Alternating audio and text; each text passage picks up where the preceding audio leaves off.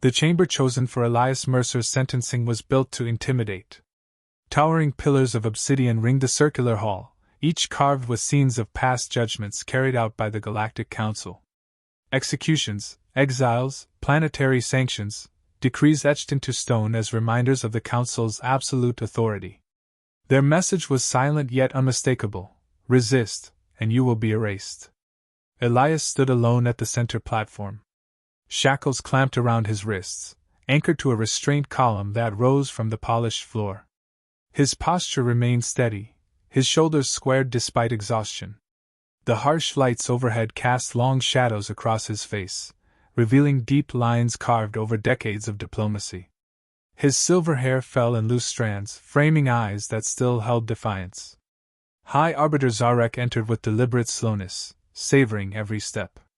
He wore ceremonial robes trimmed in gold, the fabric rippling like molten metal. His violet eyes swept the spectators before settling on Elias with a mixture of disdain and triumph. "Ambassador Mercer," Zarek began, his tone smooth, "you stand accused of instigating rebellion among subordinate species. Your speeches stirred unrest, encouraged noncompliance, and threatened the delicate harmony of the galaxy." Elias lifted his chin. "Promoting dignity isn't rebellion," he said, voice steady. "I advocated fairness, not uprising." A murmur rippled through the assembly, a mix of amusement and irritation.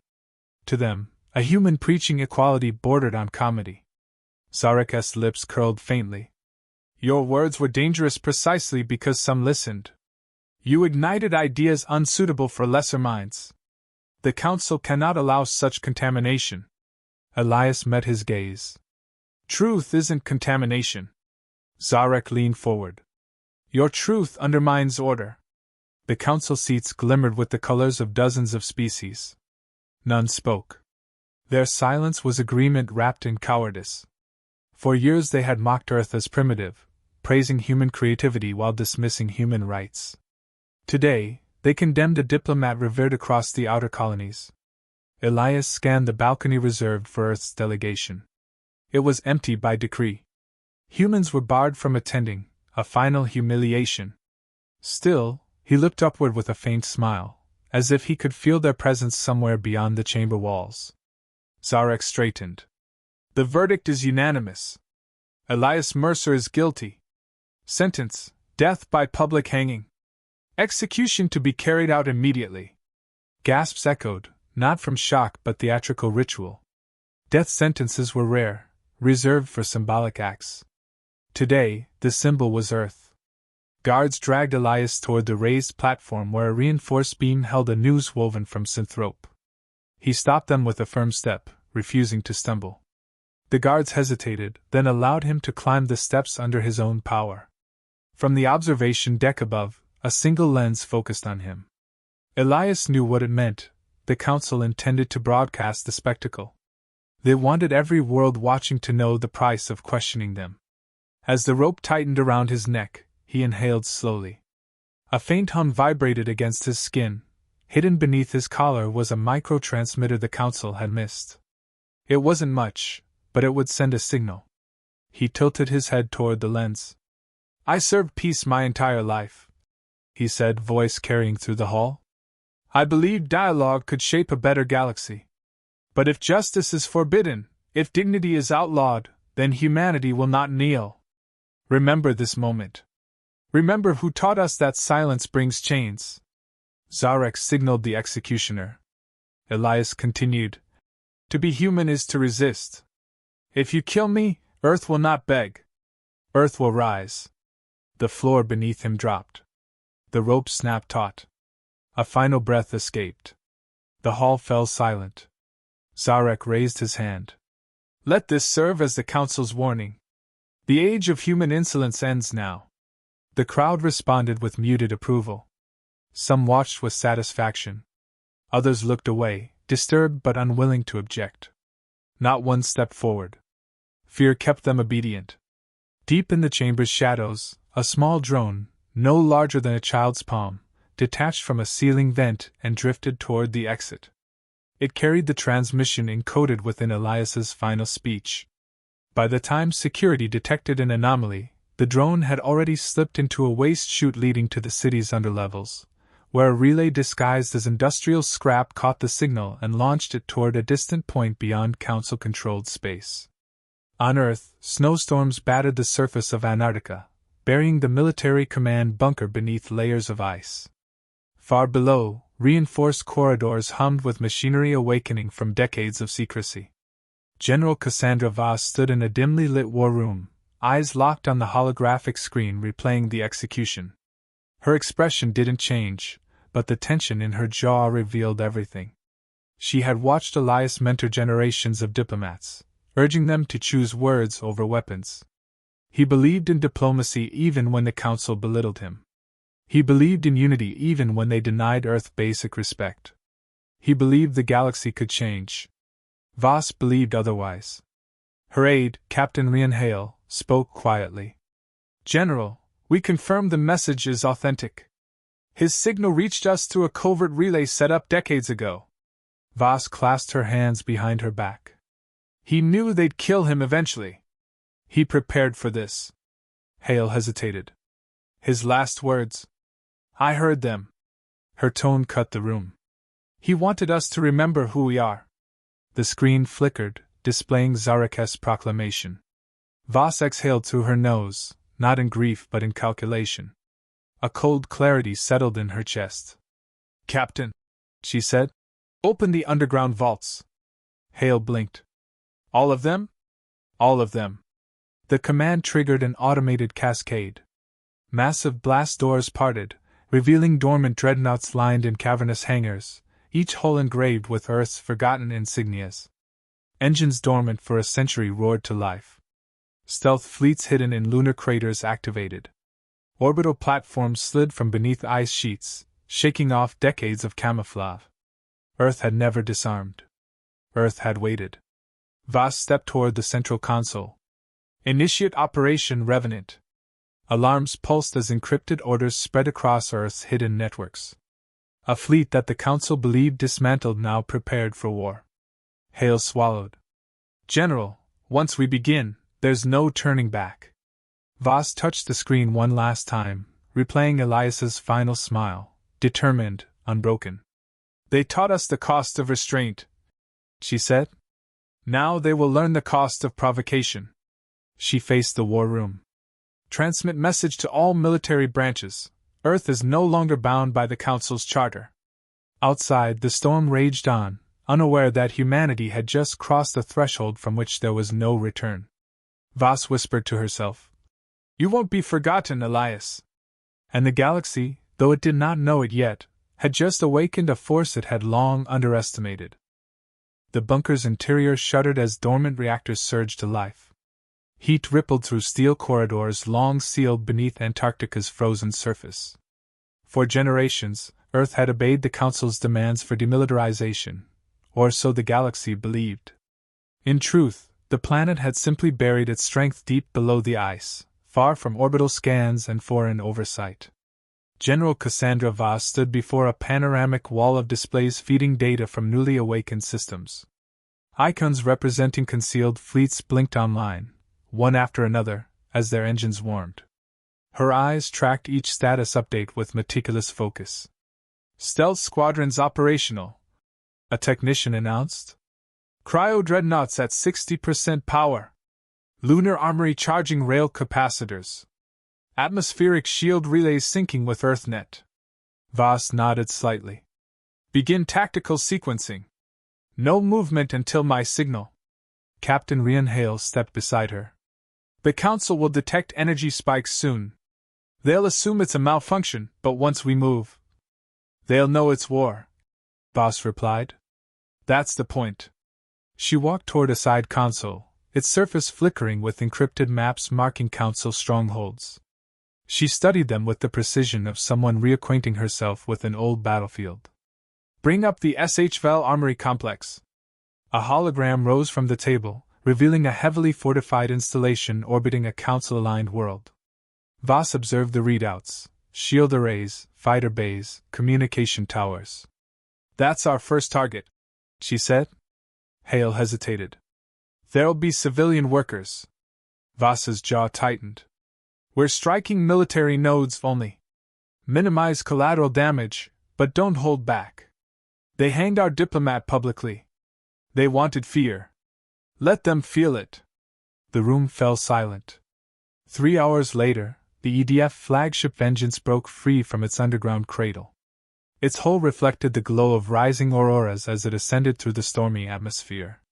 The ship's engines curved gravity around themselves, leaving no visible exhaust, only a faint distortion in the air. As the flagship pierced the clouds, hidden platforms across Earth fired in sync. Hundreds of stealth destroyers, gunships, bombers, and autonomous strike drones surged upward, forming waves that vanished into the vacuum as soon as they cleared the atmosphere. The human fleet, long a myth whispered in military circles, revealed its true scale. Inside the flagship's command deck, the crew stood at attention as Voss entered. She wore a black uniform with crisp lines, her medals absent by choice. Today didn't require decoration. It required resolve. "Report," she said. Navigation Officer Lyra Stone gestured toward her display. "Jump coordinates calibrated. Fleet standing ready?" Weapons Chief Torres added. "Quantum lances primed. Rail batteries hot. All drones synced." Voss took her seat at the central command station. "Open a channel to the fleet." A blue indicator blinked. "All units," she said, voice clear and steady. "We strike because our trust was betrayed. The Council executed Ambassador Mercer in contempt of justice, sovereignty, and decency. They sought to break us.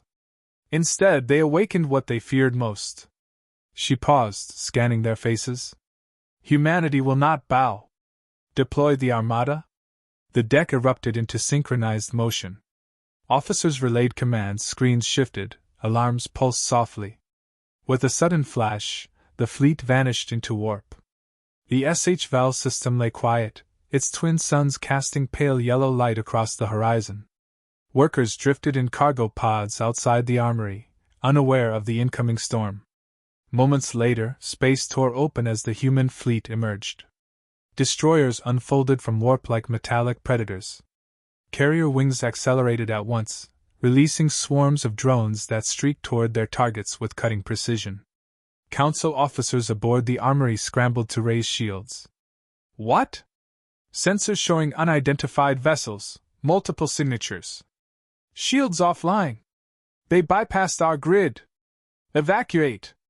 Before they could react, a concentrated rail strike speared through the armory's central tower. Secondary detonations rippled across its surface. Docked ships ruptured. Storage bays collapsed. Inside the flagship, Voss watched the feed. "Target neutralized. Proceed with secondary phase," Torres confirmed. "Fighter wings sweeping defensive drones. No organized resistance." Hale approached her. "General, this is going to echo across the galaxy. They thought we had nothing. They assumed wrong," she said. Another officer called out. "Transmission incoming from SHVAL leadership. Requesting communication. Put them through." A hologram projected an alien governor, trembling. "Human vessel, cease your assault. We had no role in the execution. We were ordered to host the facility, nothing more." Voss studied him. "We aren't attacking your planet. Only the armory used to enforce Council dominance. But thousands more died when the Council murdered a man who championed peace. Consider this the cost of obedience." She ended the call. The crew exchanged uneasy glances, but no one questioned her authority. News of the destruction reached the Council High Chamber within hours. Delegates erupted into frantic debate, voices clashing in panic. Earth violated every treaty.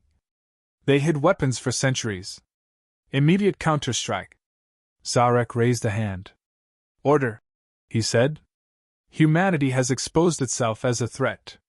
They reacted emotionally as expected. We must crush them before their aggression spreads." A timid delegate spoke. "But they dismantled the SHVAL armory in minutes. We never believed them capable of such. That is why we act now," Zarek snapped. "Mobilize our fleets. Issue a security directive branding Earth a rogue state. Let the galaxy witness the danger of allowing primitives access to advanced governance. Beneath his robes, he concealed a flicker of triumph. He wanted retaliation. He wanted proof that his suspicions were justified. Now he had it. On the flagship, Hale approached Voss again. General, Council fleets are mobilizing. They declared Earth a hostile entity. A full blockade is imminent. Voss studied the star map. Expected. We'll strike their supply lines before they reach us. Stone looked up. General, with respect, where does this end? Voss answered without hesitation. When they can no longer threaten us. She tapped the console. A list of targets appeared: shipyards, relay stations, military hubs. Each represented a pillar of the Council's authority. She selected the next objective. Prepare for Zenkar, she said. We dismantle their greatest shipyard. After that, they'll understand the scale of what they ignited. Hale exhaled sharply. This war, it's going to change everything.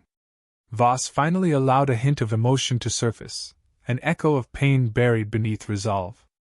They changed everything when they put a rope around Elias's throat, she said.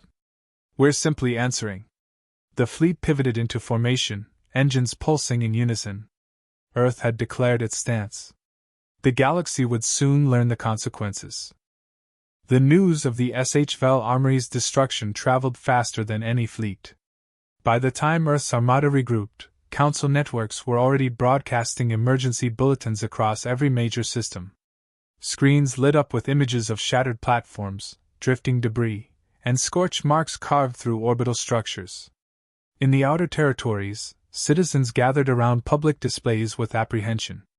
Many had felt the Council's rigid control for generations, living under heavy taxation and forced compliance. Now, for the first time in centuries, they witnessed a power challenging the institution that kept them in line. In a crowded marketplace on the moon of Valrith, a merchant glanced at the footage and whispered, "A human fleet did that?" Another replied, voice hushed, "They've had enough. Maybe someone finally pushes back." The murmurs spread like sparks drifting toward dry tinder. Inside the council chamber, tension thickened.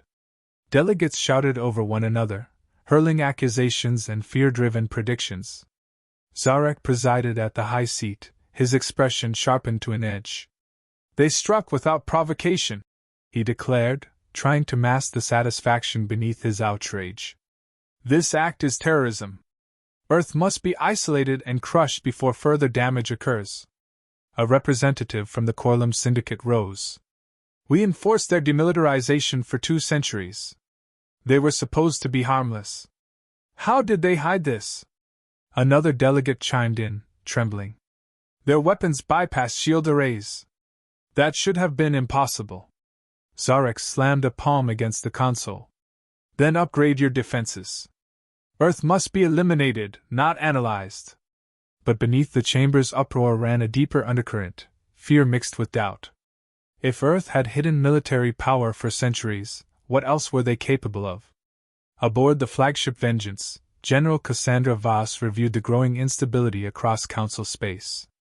Her command interface displayed a map filled with flickering icons marking protests, riots, and shifts in allegiance. Captain Hale approached. "Reports from the outer systems. Protests erupted after the Council broadcast. People are chanting Mercer's name." Voss looked up. "They saw the execution?" "Yes."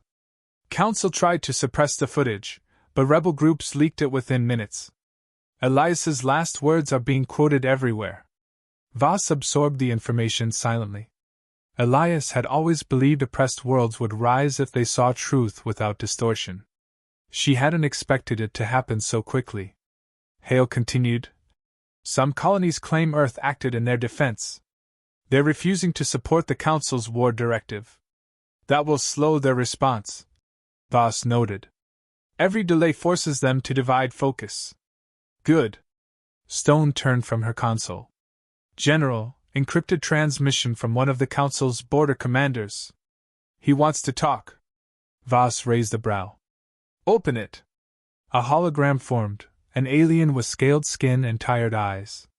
"General Voss, I contact you at great risk." "Name," she said. "Admiral Krellin of the Jorvak line. I've seen the unedited footage of Mercer's death." The council crossed a line. Many of us disagreed with the verdict. "You served them for decades," Voss replied coldly. "Now you regret it?" Krellin lowered his gaze. The council suppresses dissent. "I stayed silent out of fear. But what they did was wrong. Some of us wished to defect. In exchange, we request protection." Hale looked to Voss, waiting. She leaned forward. "If you betray us, I'll hunt you myself." Krellin nodded once. "Understood. Transmit your fleet's schematics. We'll decide whether you're useful." The transmission ended. Hale exhaled. "We're getting support." "No," Voss corrected. "We're getting cracks in their armor. Don't mistake desperation for loyalty." Stone cut in. "General, Zenkar's shipyard just increased security tenfold. They're preparing for our arrival." Voss stood. "Then we strike before they finish." Across the galaxy, the Council attempted to restore order with aggressive broadcasts accusing Earth of unprovoked violence. Their messages portrayed humanity as unstable, reckless, and dangerous. Yet the propaganda struggled to hold. A young activist on the world of Naylor stepped onto a podium, projecting Elias Mercer's final moments across the city square. Citizens watched in silence as his calm defiance shone through the glare of the council's courtroom lights. "This is justice?" she shouted. "This is peace? If they can kill a diplomat for speaking truth, what hope do we have?" Crowds erupted in support. Similar demonstrations ignited across 12 other worlds. Council troops tried to contain them, but resistance grew each hour. Inside the Council's inner defense headquarters, panic showed through polished armor and rehearsed commands.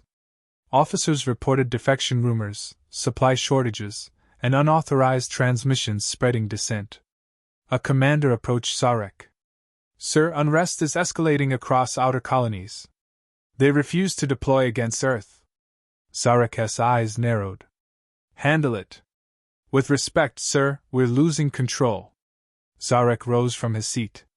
"Then I will crush their hesitation myself." He walked toward the communications chamber, preparing a speech that would demand absolute obedience. Meanwhile, the Vengeance soared through warp space, the engines humming in rhythmic pulses. Voss stood alone near a viewport, watching the distortion of stars stretch across the void. Hale approached quietly. "You haven't rested since we left Earth. There's no time for rest. You carry this alone," he said. Voss didn't respond immediately. Her voice softened only slightly. "Elias taught me patience. But patience didn't save him. Decisions must be made quickly now." Hale looked at her, searching for the person beneath the commander. "What's our end goal?" "Survival," she answered. "We win or we're erased." Before Hale could reply, Stone interrupted. "General, a priority signal. It's from Earth Command." Voss stepped to the console. Admiral Kerrigan appeared, expression grim. "General, Council fleets are mobilizing on multiple fronts. They've declared a full blockade. You must accelerate operations." "We're already moving on Zenkar," Voss replied. "Good. Destroy it before they assemble the main armada. If that shipyard stays intact, they'll overwhelm us." Voss nodded. "Understood." The feed ended. Stone spoke softly. "General, Zenkar's defenses are formidable." Voss met her gaze. "So are we." She turned to the crew. "Prepare for emergence. Weapons ready. This will send a message they cannot ignore." The ship's engines intensified, warp curvature collapsing around the hull. In the depths of space, a shimmer appeared as the Vengeance and its fleet burst from warp. Before them stretched Zenkar, a massive ring-shaped shipyard orbiting a pale blue planet. Docked vessels lined its outer rim, while construction bays glowed with active fabrication. Voss studied the structure. "This is their pride." Hale nodded. "And their backbone. It falls today." She raised her hand. All units, engage. Dozens of human vessels surged forward, weapons primed. Alarms blared across Zenkar as defensive turrets activated, scrambling to track targets. Patrol ships rushed to intercept. But Earth moved faster. Rail projectiles streaked through the void, tearing through metal frames. Drone swarms darted between defenses, detonating with surgical precision. A shockwave rippled across the outer ring as a fabrication bay erupted in fire. Voss watched calmly. They engineered this war. Zenkar burned. Explosions lit up the void as Earth's fleet tore through the orbital shipyard. Sections of the ring-shaped megastructure fractured outward, spinning into open space. Giant construction arms bent and collapsed. Fires pulsed through oxygen lines, venting bright arcs across the horizon. Dozens of unfinished Council warships drifted, gutted before they ever saw combat. From the bridge of the Vengeance, General Cassandra Voss stood still, eyes locked on the destruction. Her command deck was silent except for the pulse of status readouts, and faint hum of power cycling through weapon cores. Torres spoke first. The inner ring is gone. Secondary command nodes vaporized. They're not coming back from this. Voss didn't blink. Casualties? Minimal. Targeted strikes. Council lost thousands of workers and half their shipbuilding capacity in this sector. Any reinforcements? Still scrambling. Scattered, disorganized. Captain Hale approached, jaw tense. Council just issued a system-wide broadcast. They're calling for total war. No terms, no restraint. Voss turned. Then they've left us no choice. Hale hesitated. General, with Zenkar gone, they'll take this to the core worlds. They'll hit Earth with everything they have. Voss's gaze didn't waver. Then we go first. Stone tapped her console. Message from the defecting Admiral, Krellin. He's sent updated coordinates for Verathea Prime. Defense layers, ship traffic, shield frequencies. Useful, Voss replied. Prepare a strike plan. Hale blinked. You want to attack the capital? I want to end the war. Permanently. He stepped closer, voice lowered. This won't be like HFY or Zenkar. Verathea is sacred to them. Civilian population in the billions. Are we prepared to cross that line? Voss held his stare. They crossed it when they executed Elias Mercer and dared us to respond. Stone turned in her seat. Orders, General? Voss gave the command without hesitation. Set course for Verathea Prime. Load planet crackers. We strip the Council to its bones. Far across the galaxy, in the fortified throne chamber beneath Verathea's central spire, High Arbiter Zarek stared at the burning ruins of Zenkar on a projection screen. He clenched his fists behind his back. The smell of sterile ozone filled the chamber as dozens of aides shuffled nervously nearby. Dispatch the inner guard, he ordered. Sir, most outer units have gone dark or defected. Then use the home guard. Use the purifiers. Use every cursed warship we still have. A trembling advisor stepped forward. With respect, High Arbiter, we may not have enough left to stop a full Terran strike. Zarek turned, voice low and venomous. Then pray they settle for punishment. Because if they come for judgment, none of us will survive it. He activated a private line to the planetary shield network. Increase core defenses. I want nothing penetrating our atmosphere. The Vengeance arrived 3 hours later. Warp space peeled away like fractured glass as Earth's fleet emerged in high orbit over Verathea. Defensive platforms locked on instantly, discharging bursts of plasma. Missiles screamed from deep planetary bunkers. Voss gave no order to retreat. Deploy swarm screens, she said. Hundreds of autonomous drones launched from Earth's carriers, intercepting missiles mid-flight. Plasma strikes rippled across energy barriers and refracted off magnetic fields. Earth's destroyers formed a pincer formation, their hulls reflecting the blue haze of Verathea's twin moons. Status on planet cracker payloads? Voss asked. Torres replied. Charged. Sealed. Ready to drop. Target the Council spire, Voss commanded. A single silence followed. Then Hale spoke. You understand what this means? I do. Then, say it aloud. So we all understand. Voss stepped toward the command platform, her voice broadcast to the entire Terran fleet. This is not retribution. This is conclusion. They left us no court, no recourse, no mercy. Today, we return the message they sent us with Elias. Today, the galaxy learns what it means to make an enemy of Earth. She turned to Torres. Fire! The planet cracker launched without fanfare. It dropped from orbit like a falling god, silent, fast, irreversible. A kinetic shell wrapped in antimatter, it pierced Varithia's upper atmosphere in seconds, traveling at Mach 32 before it detonated just above the Council's central tower. The light that followed was brighter than sunrise. The capital disappeared in a single wave. Buildings atomized. Shield domes collapsed. The shockwave flattened mountains. Fires spread across entire provinces. The sky turned orange, then white, then ash. The orbital station monitoring the blast fractured from the heat alone. Stone whispered. Impact confirmed. Council spire is gone. Power grid offline. Global communications cut. No one on the bridge cheered. Hale looked down. Billions lived there. Voss's voice was calm. They built their empire on chains. Chains don't break unless you burn the forge. Torres whispered. The Council's gone. That was it. The heart of it all. A long pause settled over the fleet. Then Stone said, Incoming message. Not from the Council. From everywhere else. Patch it through, Voss said. One by one, holograms appeared. Representatives from fringe worlds. Leaders of once suppressed systems. Even defectors from old Council allies.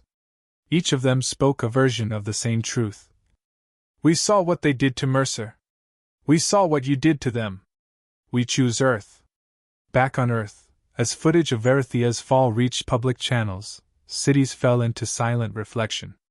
No parades, no celebrations. Only quiet understanding. The war wasn't over. But the balance had changed forever.